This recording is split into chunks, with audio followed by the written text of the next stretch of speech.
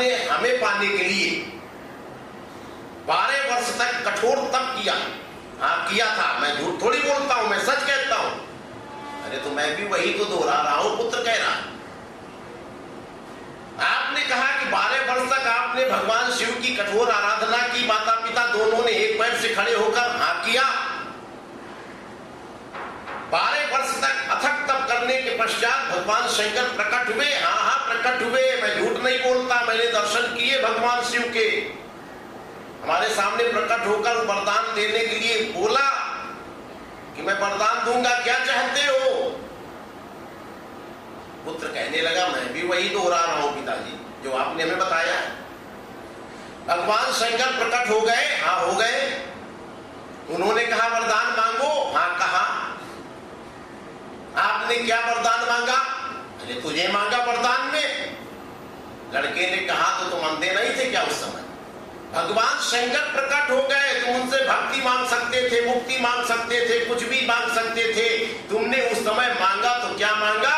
मूत्र का एक कीड़ा मांगा जो गधे सुअर कुकर बिना किसी तपस्या के दर्जनों पैदा कर देते हैं, लाइन लगा देते हैं। तो एक ब्रह्मास्त्र तुम्हारे हाथ में था, लेकिन ब्रह्मास्त्र से शिकार तुमने किया मच्छर का। बताओ तुम अंधे नहीं थे क्या थे उस समय? क्या मांगा तुमने?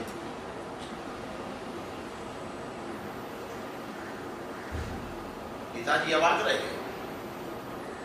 जो अखिल ब्रह्मांड नायक है वो तुम्हारे सामने प्रकट होकर कहने लगा वरदान मांगो।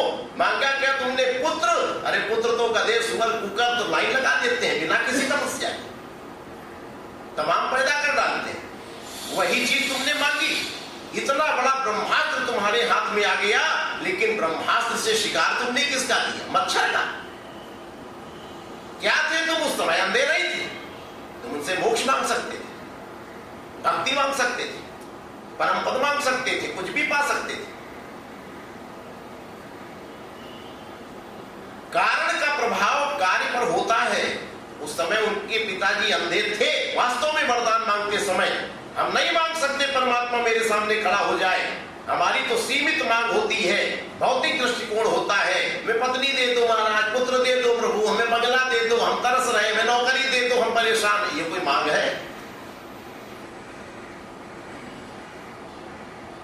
इसलिए दुर्योधन विचारहीन, अर्जुन विचारशील, भगवान कृष्ण निर्विचार। ये 3 कैटेगरी है मानव की जो महाभारत के युद्ध में खड़ी है। विचारशील तो डगमगाएगा, पशु नहीं डगमगाएगा, दुर्योधन नहीं डगमगाएगा। वो लड़ने मरने के लिए तैयार खड़ा है, ईश्वर भी तैयार खड़े। अंधेरे में जाने के लिए दोनों आदमी तैयार खड़े, अंधा भी जाने को तैयार खड़ा, वो डर ही नहीं रहा, वो तो जन्मांध है। और परम ज्ञानी भी जाने को तैयार है, लेकिन ये चर्म चक्षुओं वाला घबरा रहा, भैया हमें टार्च दे दो तो जाएंगे। या तो अर्जुन जन्मांध बन जाए या तो परम ज्ञानी बन जाए। कहीं ना कहीं समानता आपको दोनों जगह मिलेगी। युद्ध करने के लिए अर्जुन को या तो दुर्योधन की वृत्ति स्वीकार करनी पड़ेगी या भगवान कृष्ण के विचारों से सहमत होना पड़ेगा, तो ही युद्ध कर सकता है। और जब तक वो अर्जुन के धरातल पर खड़ा रहेगा तब तक युद्ध नहीं कर पाएगा। दो में से कोई एक वृत्ति अपनानी पड़ेगी। आज वही दशा हमारी भी है। हम भी मनुष्य के कैटेगरी पर खड़े हैं। नीचे आना नहीं चाहते, पशु बनना नहीं चाहते, और ऊपर उठने का रास्ता नहीं पता, परमात्मा तक पहुंच नहीं पा रहे।